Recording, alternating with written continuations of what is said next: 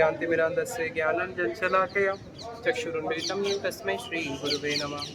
सर्वप्रथम दीक्षा गुरुपाद पद्म नितिला प्रविष्टो विष्णुपादष्टोत्तरशत श्री श्रीमशीला भक्ति वेदांत श्री नारायण गोसाई महाराज जी के चरणों में अनंत कोटि दंडवत प्रणाम ज्ञापन करते हुए उनसे हेतु कृपा की वांछा करता हूँ।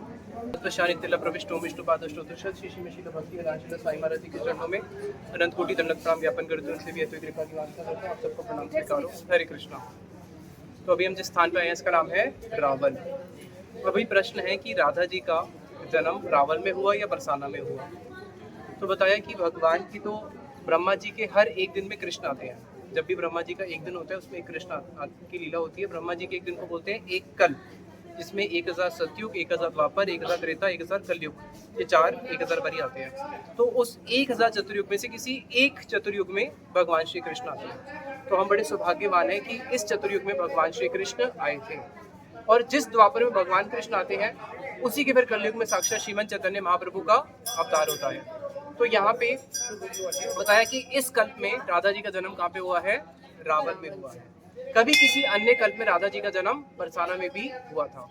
अभी दूसरा प्रश्न आता है कि राधा जी कृष्ण से बड़ी है या छोटी है। तो जैसे अलग अलग कल्प में होता है, तो किसी कल्प में राधा जी कृष्ण से बड़ी होती है, किसी कल्प में राधा जी कृष्ण से छोटी होती है। जैसे जो लोग ब्रह्म विविध पुराण को मानते हैं, गर्ग संहिता को मानते हैं, तो वहाँ पे राधा जी कृष्ण से बड़ी है। यहाँ तक कि गर्ग संहिता में तो वर्णन है कि राधा जी का जन्म देवकी वसुदेव के विवाह से भी पहले हो गया था। ठीक है। लेकिन श्रीमद् भागवत में अगर हम जानेंगे तो श्रीमद् भागवतम में आता है कि राधा जी का जन्म कृष्ण के जन्म के बाद हुआ है। तो राधा जी कृष्ण से छोटी है। लेकिन अगर हम इसको एब्सोल्यूट विचार से देखें, तत्वता विचार से देखें, तो राधा और कृष्ण तो दोनों एक ही स्वरूप है। तो कौन बड़ा कौन छोटा, दोनों वो तो एक साथ ही है ना। तो इसलिए अब कई लोग बोलते हैं कि देखो राधा और कृष्ण का विवाह नहीं हुआ। तो हमें हमारे गुरुदेव एक उदाहरण देते थे। मानो एक पति पत्नी दिल्ली में रहते हैं, अब उनका नौकरी लग गया बैंगलोर। अब जब वो बैंगलोर जाएंगे तो वहाँ पे समाज को दिखाने के लिए दोबारा से शादी करेंगे? नहीं ना, उनका तो पहले विवाह हुआ है। उसी प्रकार से राधा कृष्ण तो नित्य प्रिया प्रियतम है। वो इस जगत में आके विवाह करे या ना करे, कोई पहले आए कोई बाद में आए, दोनों तो क्या है? नित्य प्रिया प्रियतम है। राधा जी ही कृष्ण की पूर्ण शक्ति है। अब यहीं पे एक दिन वृषभानु महाराज जी को, अब राधा जी का जन्म के भी दो वो हैं। एक तो आता है जो साधारण जगत में प्रचलित है कि वृषभानु महाराज जी को, जैसे कृष्ण का क्या प्रचलित है, कृष्ण का जन्म कहाँ पे हो, किसी पूछो सब काम बोलेंगे कारागार में हुआ। लेकिन जो ब्रजवासी है उनको पता है कि कृष्ण का जन्म कहाँ से हुआ, यशोदा मैया के गर्भ से हुआ। ये इतनी कॉन्फिडेंशियल बात है केवल ब्रजवासी जानते हैं, और जिन्होंने महाप्रभु का आश्रय लिया है वो इस बात को जानते हैं। अब उसी प्रकार से साधारण लोग क्या समझते हैं, राधा जी का जन्म कहाँ पे हुआ?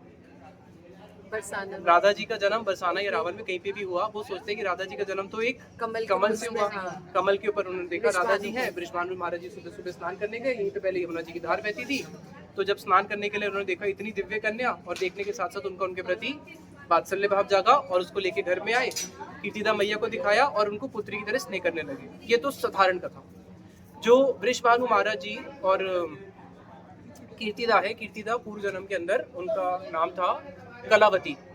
तो उन्होंने प्रार्थना करी थी कि मुझे एक ऐसी कन्या की प्राप्ति हो, तो इसलिए इनको कलावती कन्या भी बोला जाता है।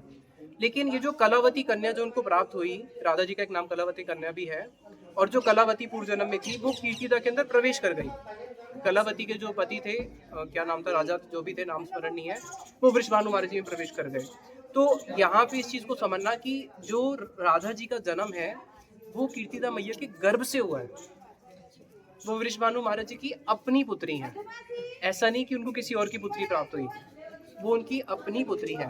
और जो उनको वहाँ पे कमल में प्राप्त हुई कलावती, वो मानो राधा जी में प्रवेश कर गई।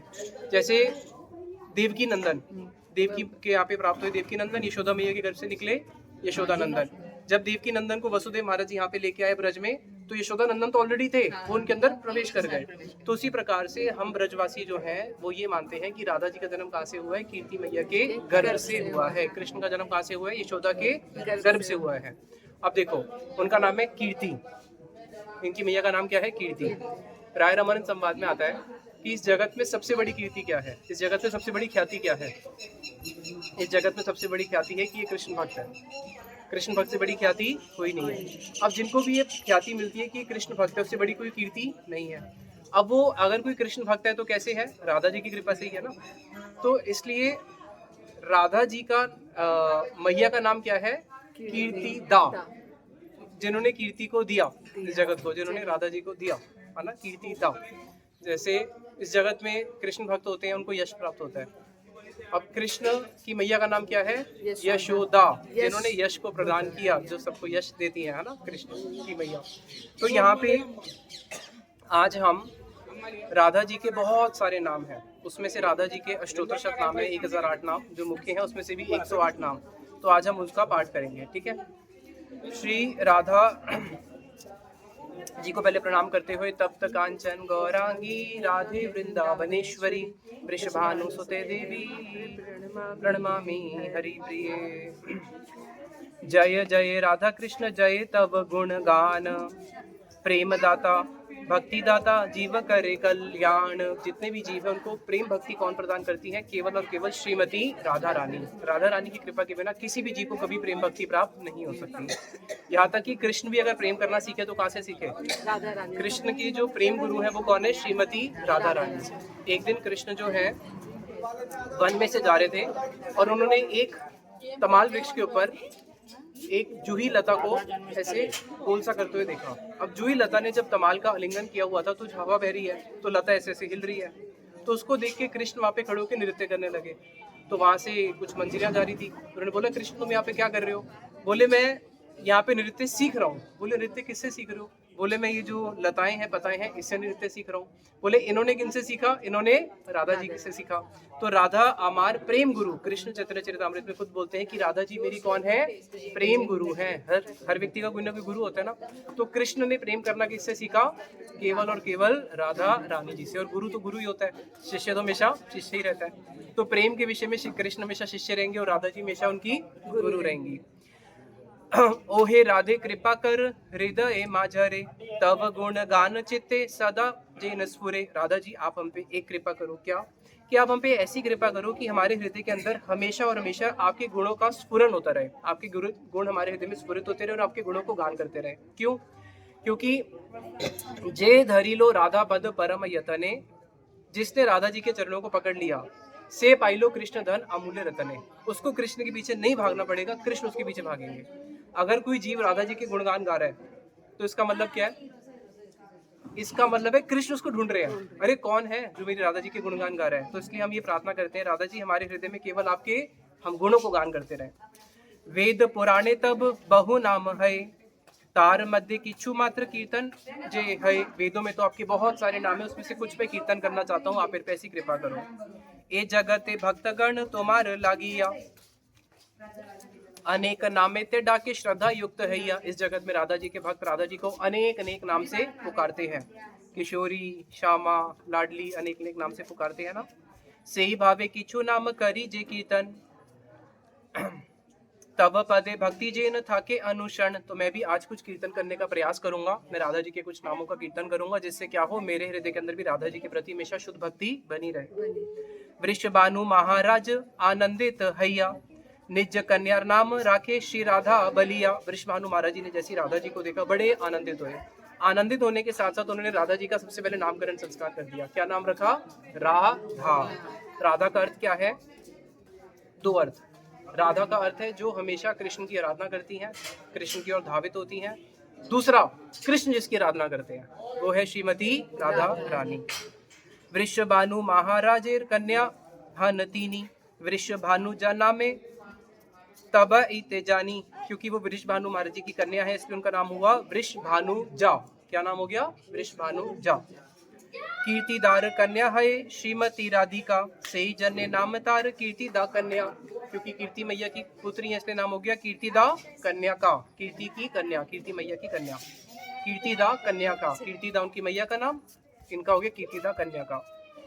रासेश्वर श्री कृष्णेर श्रेष्ठ आनतीनी, सही जन्य रासेश्वरी नामे ते बखानी। कृष्ण भगवान की जितनी भी लीलाएं हैं उनमें से उनकी सबसे चूड़ामणि लीला कौन सी है? रास की। और वो रास लीला ऐसी है जो कृष्ण के मन को भी हर लेती है। अब उस रास के ईश्वर कृष्ण है, लेकिन रास की ईश्वरी कौन है? श्रीमती राधा रानी, इसलिए उनका नाम हुआ रासेश्वरी। तो बिना राधा रानी के कृष्ण रास नहीं कर सकते। इसलिए जब कृष्ण राधा जी से मिले तो वहां पे उनकी बहुत सारी गोपियां हैं अब कृष्ण को संकोच है कि अगर मैं राधा जी से मिलूंगा और उनके सामने ही बाकी सब गोपियों से मिलूंगा तो कहीं राधा जी थोड़ा मान ना कर जाए। तो कृष्ण संकोच बोध कर रहे हैं। तो राधा जी ने कृष्ण को एक आसन में बिठाया और बोले, कृष्ण एक बात सुनो, जब मैं छोटी थी तो मेरा आपके प्रति जो अनुराग था, मैंने योग माया देवी से प्रार्थना करी। जब मैंने योग माया देवी से प्रार्थना करी तो योग माया देवी मेरे हृदय में प्रवेश कर गई और मेरे हृदय में जाके योग माया देवी ने देखा कि इसके हृदय के अंदर तो कृष्ण की सेवा करने की ऐसी वासना है, इतनी वासना है कि वो एक शरीर से नहीं, उसके लिए बहुत सारे शरीर धारण करने पड़ेंगे कि मैं कृष्ण की सेवा अनेक अनेक शरीरों से करूं।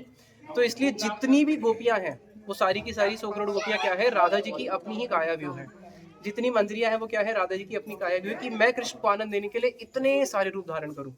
तो इसलिए जितनी भी सारी गोपियां हैं सारी की सारी कौन है, मेरी ही काया व्यू है। इसलिए तुम इन सबके साथ क्या करो, रास करो। तो राधा जी अनेक रूप धारण करके कृष्ण को रास करवाती है। और बहु कांता बिना नहीं रसे उल्लास, रस का उल्लास तब तक नहीं होता जब तक बहुत सारी कांताएं नहीं होती। तो रास का आनंद कब हुआ, जब 100 करोड़ गोपियां थी। वो सारी गोपियां कौन है, राधा जी की ही काया व्यू है। इसलिए रास की जो कड़ी है वो कौन है, साक्षात श्रीमती राधा रानी।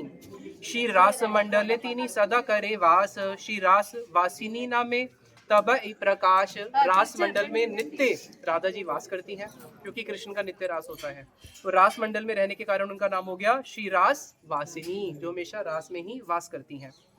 रसिक देव गणेर परम ईश्वरी, से जने नामतार रसिक ईश्वरी। जितने भी रसिक भक्त हैं उनकी ईश्वरी कौन है, राधा रानी, इसलिए उनका नाम हो गया रसिक ईश्वरी।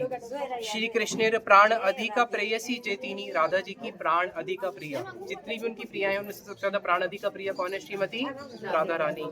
से जन्ने कृष्ण प्राण अधिका नामे जानी, इसलिए उनका नाम है कृष्ण प्राण अधिका। जो अपने प्राणों से भी अधिक प्रेम किससे करते हैं, श्रीमती राधा रानी से। श्री कृष्णेर प्रिया भार्या सदा प्रिय है, देवगण एकारेण कृष्ण प्रिया कहे। अब कृष्ण की तो बहुत सारी प्रियाएं हैं, लेकिन देखा उनकी सबसे ज्यादा भार्या जो पत्नी है, सबसे ज्यादा जो कृष्ण को हमेशा अपने वश में रखती है, जो कृष्ण की सबसे अधिक प्रिया है वो कौन है, राधा रानी। इसलिए उनका नाम है कृष्ण प्रिया। क्या नाम है, कृष्ण प्रिया।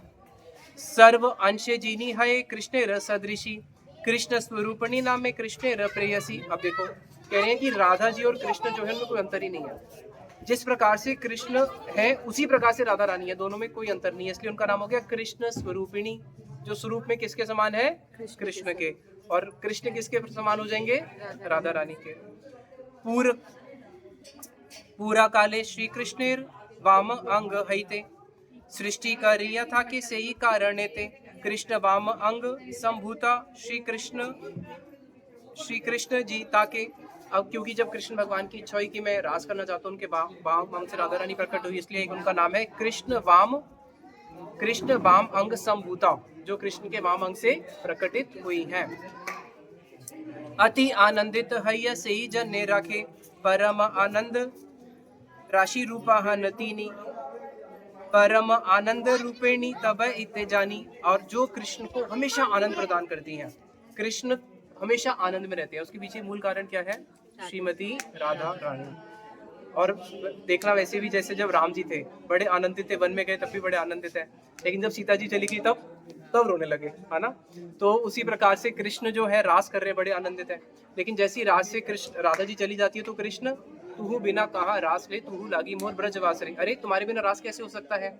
शत कोटि गोपी माधव मन राखी ते न पारिल करीला यतन। 100 करोड़ गोपियों ने यतन किया कि हम कृष्ण के मन को रोक लेंगे, लेकिन रोक पाई नहीं, रोक पाई। और कृष्ण रास छोड़ के चले गए और क्या कर रहे हैं, रोते रोते पूछ रहे हैं राधे राधे राधे। तो जो हमेशा कृष्ण को आनंद प्रदान करती हैं, इसलिए उनका नाम हो गया परमानंद रूपिणी, जो कृष्ण को हमेशा आनंद ही आनंद प्रदान करती हैं। उत्कृष्ण मोक्षदान करे था के तीनी, से जने कृष्णा नामे बासी अवनी। जो मोक्ष दान करता है, जो सबको भक्ति प्रदान करती हैं, इसलिए उनका एक नाम कृष्णा भी है। कृष्ण और कृष्णा, कृष्ण हो गए कृष्ण और राधा जी का नाम हो गया कृष्णा। वृंदावन अधिष्ठात्री देवी नतीनी, से ही जन्य वृंदावनी नाम ताके जानी। जो वृंदावन की अधिष्ठात्री देवी है, इसलिए उनका नाम हो गया वृंदावनी, जो वृंदावन की अधिष्ठात्री देवी है। इसलिए वृंदावन में अगर कृष्ण को भी आना पड़ेगा तो किससे परमिशन लेनी पड़ेगी, जो वहाँ की देवी है श्रीमती राधिका से। इसलिए अगर कोई भी वृंदावन में आता है तो वो किसकी कृपा से आता है, राधा रानी की कृपा से ही आता है। इसलिए ब्रज में जितने भी संत रहते हैं वो बोलते हैं कृष्ण हमारा भरण पोषण नहीं करते, हमारा भरण पोषण कौन करते हैं? श्रीमती राधा रानी करती है। बोले कृष्ण क्यों नहीं करते? बोले कृष्ण का भरण पोषण भी वो करती है, वो हमारा कहाँ से करेंगे, है ना। वृंदावन जे विनोद ताहा तथा अच्छे, वृंदावन विनोदनी तब बलि बलि छे। वृंदावन विनोदनी, वृंदावन में विनोद है, जो कृष्ण को विनोद प्रदान करती है वो है श्रीमती राधा रानी, इसलिए नाम है वृंदावन विनोदिनी। अब आप देखो ब्रज में जितने भी कृष्ण के नाम है, ब्रज बिहारी, अगर राधा जी ना हो वो बिहार कर सकते हैं? नहीं कर सकते। मदन मोहन, अगर राधा जी ना हो तो मदन को मोहित कर सकते थे? वो तो खुद ही मोहित हो जाते। तो कृष्ण आज त्रिभंग रूप में खड़े होते हैं, जो उनका सौंदर्य है वो सारा का सारण कारण कौन है? श्रीमती राधा रानी। बताए कृष्ण त्रिभंग रूप में क्यों खड़े होते हैं? बताया कि जैसे अगर आपके सर पे कोई बहुत बड़ा बोझ डाल दे तो आप थोड़े टेढ़े हो जाओगे ना, तो उसी प्रकार से राधा जी का जो प्रेम है, राधा जी का जो माधुर्य है, जब वो कृष्ण के ऊपर आया तो कृष्ण त्रिभंग रूप में हो गए। इसलिए देखना कृष्ण केवल और केवल त्रिभंग राधा जी के साथ खड़े होते हैं। कभी देखा रुक्मिणी के साथ त्रिभंग खड़े हो, अर्जुन के साथ त्रिभंग खड़े हो? इतना बड़ा महाभारत है, त्रिभंग खड़े हुए नहीं हुए। द्वारका में कभी त्रिभंग खड़े हुए नहीं। केवल और केवल वो त्रिभंग किसके सामने होते हैं? यहाँ तक यशोदा मैया के सामने भी नहीं होते। किसके सामने होते हैं? राधा रानी के। इसलिए जो रावल है ये बाल्य लीला का स्थान है, इससे श्रेष्ठ हो जाएगा थोड़ा सा बरसाना बोल सकते हैं, क्योंकि वो पोगण लीला का स्थान है। और गौड़ीय वैष्णव के लिए सबसे ऊंचा स्थान है जावट, वो किशोर लीला का स्थान है, जहाँ पे राधा जी ने किशोरी रूप में कृष्ण के साथ सारी लीलाएं करी है। जार नख चंद्रावली आर मुख चंद्र निरंतर विराजिते ताही कृष्ण चंद्र। एक राधा जी का एक नाम है कृष्ण चंद्र, जो कृष्ण का नाम है ना वही राधा जी का नाम भी है कृष्ण चंद्र। क्यों? जैसे चंद्रमा, चंद्रमा क्या करता है? आपने एक पक्षी का नाम सुना है जिसका नाम है चकोर और चकोरी। चकोर क्या करता है? चकोर जो है वो चंद्रमा के पीछे पागल होता है। तो उसी प्रकार से राधा जी जो है, राधा जी का जो मुख है वो चंद्र के समान है, और कृष्ण क्या है? चकोर, जो क्या करना चाहते हैं? बार बार उस चंद्र का अमृत पान करना चाहते हैं। तो इसलिए राधा जी का एक नाम है कृष्ण चंद्र। चंद्र क्या करता है? सबको आनंद प्रदान करता है, शीतलता प्रदान करता है। तो राधा जी का नाम है कृष्ण चंद्र। तो अगर कृष्ण का नाम भी कृष्ण चंद्र है तो उसके पीछे कारण क्या है? राधा रानी। निरंतर चंद्र तुल्य कांति श्री राधार, से ही जन्य चंद्रकांता नाम टीताहार। जिनकी कांति बिल्कुल चंद्रमा के समान है इसलिए उनका नाम है चंद्रकांता। शत चंद्र प्रभा न्याय वदन दिखाए, शत चंद्र अनिभानना से ही जन्य है। संगीत विद्याते है श्रेष्ठ श्री राधिका, से ही जन्य नाम तार है गंधर्विका। राधा जी का नाम है गंधर्विका। क्यों? क्योंकि जितना भी संगीत विद्या है वो सारा का सारा श्रीमती राधा रानी से ही आया है, इसलिए उनका नाम है गांधार्विका। और वो क्या करती हैं? गांधार्विका राधा रानी विविध भंगिते, गंधर्विका श्रीमती राधा रानी अनेक अनेक भंगिमा से क्या करती है? श्री कृष्ण आराधना लागिले करीते, अनेक प्रकार से वो कृष्ण की आराधना करती है, इसलिए उनका एक नाम हुआ गंधर्व आराधिका। नाम से ही जन्य है गंधर्व आराधिका, जो गंधर्विका बन के क्या करती है? कृष्ण की आराधना करती है, कृष्ण की सेवा करती है। सबे मिली श्री राधर कर जय जय, राधा कृष्ण ऐचे सदा एक स्वरूप, लीला रस आस्वादिते धरे दो ही रूप, से ही जन्य राधा रानी माधव संगीनी। तो राधा और कृष्ण दोनों एक ही वस्तु हैं और केवल लीला स्वादन के लिए दो रूप धारण किया है, और राधा जी की ही कृपा से जीव कृष्ण भक्ति को प्राप्त कर सकता है। अब यहाँ पे राधा जी के बहुत सारे नाम है, कुछ संक्षेप में सुन लेते हैं। रास विलासिनी तार आर एक नाम, नित्य विहारिणी है नाम टीताहार, नित्य किशोरी तीनी है जे शामेर, श्याम प्राण धन आर प्रेम स्वरूपिणी। ये आपने नाम सुने होंगे, श्याम प्राण धन प्रेम स्वरूपिणी, नित्य किशोरी, नित्य विहारिणी, रास विलासिनी, श्री गौरांगी, कुलवती, श्रीजी, मखेश्वरी, क्रियेश्वरी, स्वधेश्वरी, त्रिवेद भारतीश्वरी। मखेश्वरी यानी कि जितने भी यज्ञ हैं उन सब की ईश्वरी कौन है? श्रीमती राधा रानी। स्वधेश्वरी, क्रियेश्वरी, जितनी भी क्रियाएं हैं, सारी योग की जितनी भी क्रियाएं हैं उन सब की ईश्वरी कौन है? श्रीमती राधा रानी। यहाँ तक कि स्वधेश्वरी, जितने भी स्वाध्याय हैं उन सब की ईश्वरी कौन है? श्रीमती राधा रानी। त्रिवेद भारतीश्वरी, तीनों के तीनों वेद, वेद चार हैं लेकिन उसको त्रि बोलते हैं। क्यों? क्योंकि वेद तीन वस्तु को लक्ष्य करते हैं, संबंध विधि प्रयोजन, इसलिए शास्त्र में कई जगहों पे चार वेद को तीन बोला जाता है। तो वेदों की ईश्वरी कौन है? श्रीमती राधा रानी। वेदों में बहुत सारे शासन है ना, जीवों पे शासन करते हैं, उन शासनों की भी ईश्वरी कौन है? जो शासन के ऊपर भी शासन करे, जो कृष्ण के ऊपर भी शासन करे, वो कौन है? श्रीमती राधा रानी। और साथ ही साथ में शासन के साथ साथ में वो क्या है? शमेश्वरी। जितने भी क्षमा है, क्षमा को भी क्षमा कर दे, वो कौन है? श्रीमती राधा रानी, क्षमा की ईश्वरी। आगे कृपावती, इंदुमुखी अनुपमा, राधा जी हैं कृपावती। राधा जी की कृपा कैसी है? देखो एक उदाहरण दिया, जब कृष्ण कृपावान होते हैं उनका हृदय पिघलता है। इस जगत में कोई भी कृपा होते है तो उसका हृदय पिघलता है ना, तभी तो कृपा निकलती है। क्या कभी कोई ऐसी कृपा सुनी कि कृपा में किसी का पूरा देह पिघल जाए? बोला करुणा विगृत देहा। राधा जी के लिए हमारे रघुनाथ दास गोस्वामी जी बोलते हैं कि राधा जी की ऐसी करुणा है विलाप कुसुमाली में कि उनका देह ही पिघल जाता है। तो उनसे ज्यादा कृपावान कौन हो सकता है? इसका उदाहरण हमने चैतन्य महाप्रभु को देखा ना, महाप्रभु का कृपा में कैसे हुआ, पूरा देह ही पिघल गया। तो इतनी हमारी राधा रानी कृपामय है। बोलो श्रीमती राधा रानी की जय। निताई गौर प्रेमानंदे हरि हरि बोल। एक छोटी सी राधा जी की लीला सुन के विश्राम देंगे। एक दिन राधा जी ने मान कर लिया। फिर राधा जी ने मान करके क्या किया, जो अपनी उत्तरी होती है ऐसे करके पूरा मुंह ढक लिया, ठीक है, और बोला कि आज तो मैं कृष्ण को नहीं देखूंगी, आज मैं कृष्ण से एक शब्द नहीं बोलूंगी, और आज मैं कृष्ण का स्पर्श भी नहीं करूंगी। 3 प्रतिज्ञा कर ली राधा जी ने मान करके। अब जब राधा जी ने ऐसे पूरा मुंह ढका हुआ है, उतने में कुंज में कृष्ण प्रवेश करते हैं। अब राधा जी के मन में आ तो रहे किसी प्रकार से घूंघट हटाऊं और कृष्ण के दर्शन करूं, लेकिन प्रतिज्ञा करी हुई है, हटा तो सकती नहीं है।